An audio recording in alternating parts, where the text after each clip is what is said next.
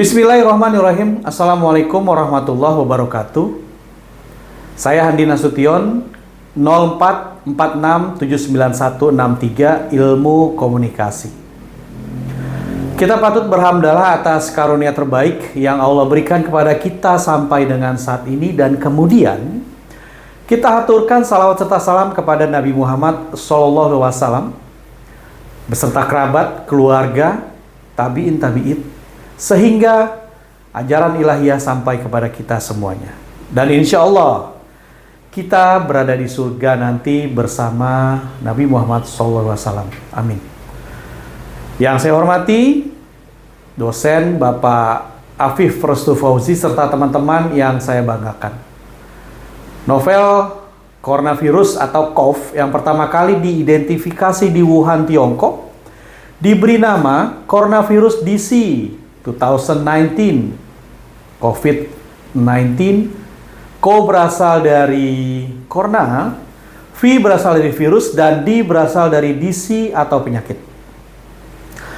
Sebelumnya penyakit ini disebut dengan 2019 novel coronavirus atau 2019 nCoV. COVID-19 adalah virus baru yang berasal dari satu keluarga dan keluarga yang sama dengan Severe Acute Respiratory Syndrome atau SARS dan beberapa jenis flu biasa. Dikutip dari detik.com, kapan sih coronavirus itu mulai masuk ke Republik Indonesia? Diambil dari berita Minggu 26 April 2020. Ternyata Indonesia pertama kali mengkonfirmasi kasus COVID-19 pada Senin 2 Maret lalu. Dan yang menyampaikan saat itu adalah Presiden Jokowi. Ada 2 orang Indonesia positif terjangkit virus corona. Yang pertama wanita usia 31 tahun dan ibu berusia 64 tahun. Seperti yang disampaikan oleh staf pengajar FKM UI Pandu Riono dalam diskusi online hari Minggu 19 April 2020 yang bertema kapan virus Indonesia masuk ke Indonesia. Ternyata bukan bulan Maret menurut Pandu Riono. Walaupun Presiden Jokowi melaporkan keluarga positif pada bulan Maret, namun sebenarnya penularan lokal itu sudah terjadi. Sudah ada ODP di daerah. Kita berasumsi virus itu beredar sejak minggu ketiga bulan Januari. Jadi kasus ini kasus lokal, bukan kasus penularan impor. Itu disampaikan oleh staf pengajar FKM UI Pandu Riono dalam diskusi online hari Minggu 19 April 2020. Terjadi perkembangan dalam penyebaran virus sedari awal. Virus ini ditularkan melalui kontak langsung dengan percikan dahak dari orang yang terinfeksi, bisa batuk dan bersin. Dan jika menyentuh permukaan yang terkontaminasi virus, virus ini dapat bertahan selama beberapa jam di permukaan. Tetapi disinfektan sederhana dapat membunuhnya. Nah, dari informasi penyebaran secara masif sampai dengan saat ini tuh diantaranya dapat melalui udara. Tapi hal itu pun masih menjadi perdebatan. Gejala terinfeksi virus berbeda-beda. Dan yang paling banyak itu biasanya flu atau batuk. Pada kasus yang lebih parah, infeksi dapat menyebabkan pneumonia atau kesulitan bernapas. Walaupun jarang terjadi, tapi penyakit ini bisa berakibat fatal. Gejala-gejala ini mirip flu atau influenza atau pilek biasa, yang jauh lebih umum daripada COVID-19. Untuk itulah diperlukan pengujian lebih lanjut untuk mengetahui apakah seseorang menderita infeksi novel coronavirus. Penting untuk diingat, bahwa langkah-langkah pencegahan utamanya itu sama, sering cuci tangan, menutup mulut dan hidung. Ketika batuk atau bersin, dengan bagian dalam siku atau dengan tisu. Nah, kemudian tisu itu kita buang ke tempat sampah yang tertutup. Selain itu tersedia juga vaksin untuk flu. Jadi pastikan Anda dan anak Anda mendapatkan vaksin flu yang sudah diperbaharui. Semenjak Indonesia mengkonfirmasi kasus COVID-19 yang pertama, UNICEF telah memimpin berbagai upaya merespons pandemi ini bersama dengan pemerintah, WHO, dan mitra lain. Membagikan perlengkapan kesehatan yang esensial bagi keselamatan nyawa. Memastikan pelayanan kesehatan dan gizi yang penting tetap terlaksana. Membangun sarana air dan kebersihan.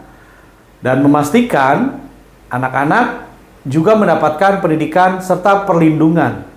Yang itu merupakan bagian dari upaya UNICEF memperlambat penyebaran COVID-19 dan meminimalkan dampaknya terhadap anak. Meski telah sembuh dari infeksi COVID-19, tapi jangan mengabaikan risiko terjadinya komplikasi jangka panjang akibat penyakit yang berbahaya ini. Seperti perkembangan jaringan paru pada organ paru-paru yang disebut juga fibrosis paru. Tentunya hal ini akan mengakibatkan paru-paru tidak bisa berfungsi dengan baik. Apa namanya? Fibrosis. Ya, fibrosis yang terjadi setelah COVID-19 diartikan sebagai kerusakan paru-paru yang tidak dapat disembuhkan dan bisa berdampak pada munculnya berbagai gejala. Batuk, sesak napas, bahkan tak jarang pengidap akan membutuhkan bantuan oksigen. Kerusakan pada paru-paru dalam beberapa kondisi pun tidak bisa ditangani. Hal ini membuat pengidap harus menjalani transplantasi paru-paru. Ada dampak sosial budaya bangsa Indonesia ketika pandemi di atas tuh memporak-porandakan hubungan sosial manusia dengan manusia lainnya. Sangat rusak. Ya bagaimana tidak? Manusia sebagai makhluk sosial yang hidup berdampingan dan selalu membutuhkan bantuan, itu di pandemi memaksa mereka harus menjadi manusia egois yang hanya memikirkan diri sendiri dan orang terdekatnya untuk dapat bertahan hidup. Tidak hanya mengguncang aspek sosial, pandemi ini juga mengakibatkan perubahan kebiasaan dalam masyarakat. Semenjak semakin tingginya angka kasus COVID-19, mengakibatkan banyak orang menjadi gila media sosial. Hampir setiap saat mereka selalu mencoba untuk mengupdate mengenai informasi wabah COVID-19 yang melanda negeri ini. Begitu seram. Pengguna internet atau media sosial tidak hanya mereka gunakan untuk mengupdate informasi, namun juga untuk kepentingan sekolah, kuliah, bahkan pekerjaan. Dari hal tersebut, dapat dikatakan bahwa telah terjadi perubahan budaya masyarakat dari yang sebelumnya non-virtual bergeser ke arah budaya masyarakat virtual. Ya ini masyarakat yang aktif sosialnya dilakukan secara virtual menggunakan media sosial. Kenapa? Ya karena pandemi. Pandemi COVID-19 dan tindakan untuk mencegah penyebarannya menimbulkan kontraksi ekonomi dunia yang parah. International Monetary Fund memproyeksi bahwa ekonomi global akan menyusut sekitar 4,4% pada tahun 2020 lalu. Jadi resesi terparah sejak Perang Dunia Kedua. Krisis berdampak signifikan terhadap pertumbuhan ekonomi Indonesia dan upaya penanggulangan kemiskinan. Pemerintah Indonesia telah menetapkan paket stimulus fiskal darurat dan untuk sementara memperluas program bantuan sosial atau bansos demi membantu keluarga berpenghasilan rendah selama krisis. Akibat dari COVID-19 ini menyebabkan diterapkannya berbagai kebijakan untuk memutus mata rantai. Upaya dilakukan oleh pemerintah Indonesia salah satunya dengan menerapkan himbauan kepada masyarakat agar melakukan physical distancing, yaitu himbauan untuk menjaga jarak di antara masyarakat yang satu dengan masyarakat lain, menjauhi aktivitas dalam segala bentuk kerumunan, perkumpulan dan menghindari adanya pertemuan yang melibatkan banyak orang. Pendidikan di Indonesia pun menjadi salah satu bidang yang terdampak akibat pandemi ini.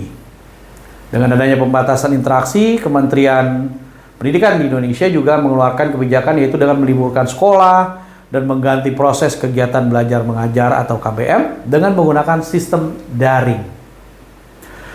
Dan kemudian bagaimana sih dalam pencegahan terhadap terinfeksi virus COVID-19 ini? Kita sudah tahu lah minimal ada 4. Pertama adalah cuci tangan pakai sabun dan air secara rutin atau dengan cairan pembersih tangan berbasis alkohol. Yang kedua, tutup mulut ketika batuk atau bersin, hidung juga. Lalu di bagian siku dalam pakai tisu dan kemudian tisunya dibuang ke tempat sampah yang tertutup. Ketiga, hindari kontak dengan siapapun yang menunjukkan gejala seperti demam atau flu. Dan yang terakhir, jika Anda demam, batuk atau kesulitan bernafas, langsung cari bantuan medis. Demikian informasi yang dapat saya sampaikan kepada tutor dan teman-teman mahasiswa yang berbahagia. Semoga kita selalu sehat paripurna. Amin. Wassalamualaikum. Merdeka.